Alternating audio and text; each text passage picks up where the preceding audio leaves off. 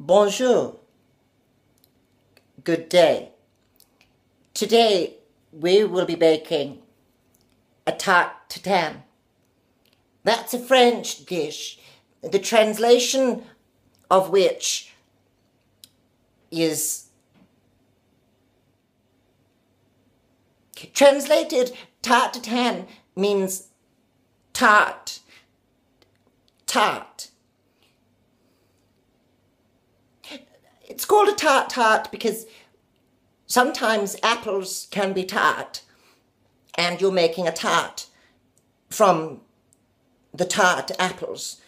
So the final, the finished product is a tart, a Tarte Tatin. You can get apples in other parts of the world other than France. For this Tarte Tatin, I'll be making it with a rough puff pastry. I'll be making my Tarte Tatin with a rough puff pastry.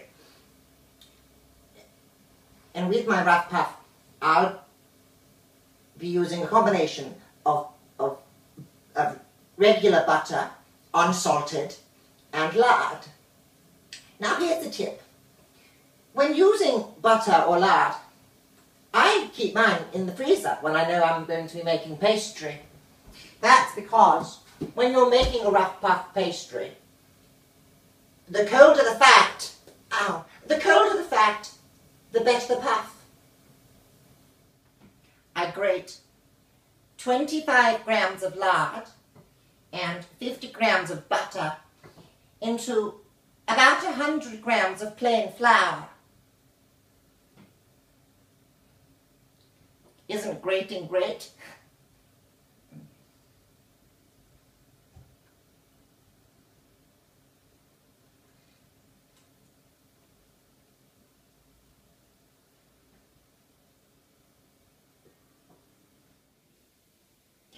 Make sure everything's mixed together nicely inside the bowl. Then add some water to start making your dough, like so. Roll it into an oblong shape, and then we're going to fold it, like so. Fold it once, fold it again. Then you wrap it in cling film and chill it. Just bloody well chill it. Once that's chilling, let's go into the garden and pick some apples.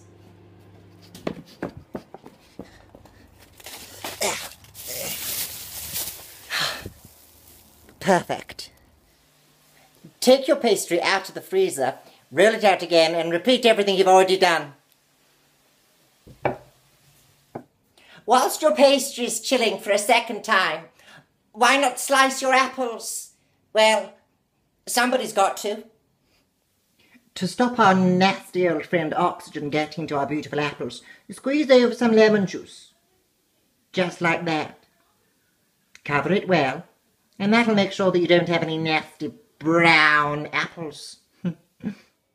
Time to make the syrup.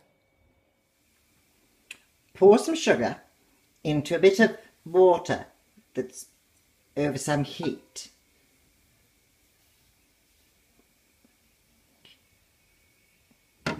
Dissolve it. Wait.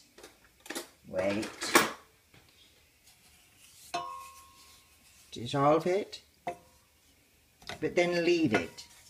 Do not keep stirring. Just trust it.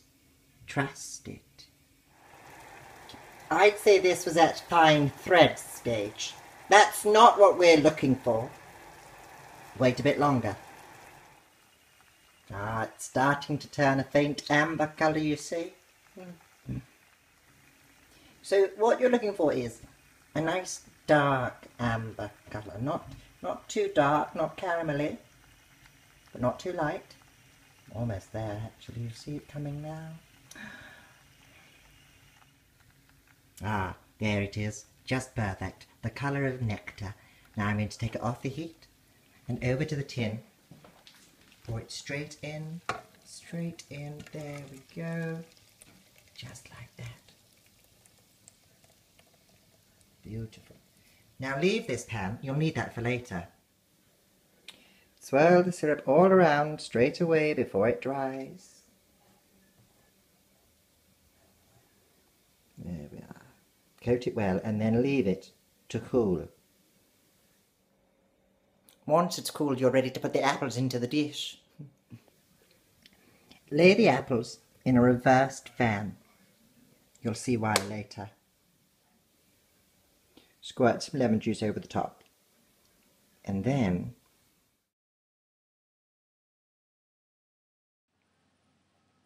it was the spring-form tin that did it. I should have used a regular pie tin, but I didn't. I thought, it won't make a difference. It won't make the slightest bit of difference. How wrong was I? How wrong? The caramel, it leaked everywhere, covering the oven. I opened the door, caramel spilled onto the floor.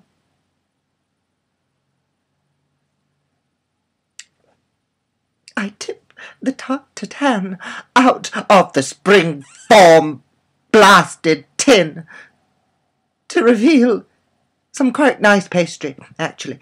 But then a few baked apples. No caramel. No beautiful Tarte Tatin. Apples on some quite nice pastry, actually. But still, humiliated by a buggering spring-form tin.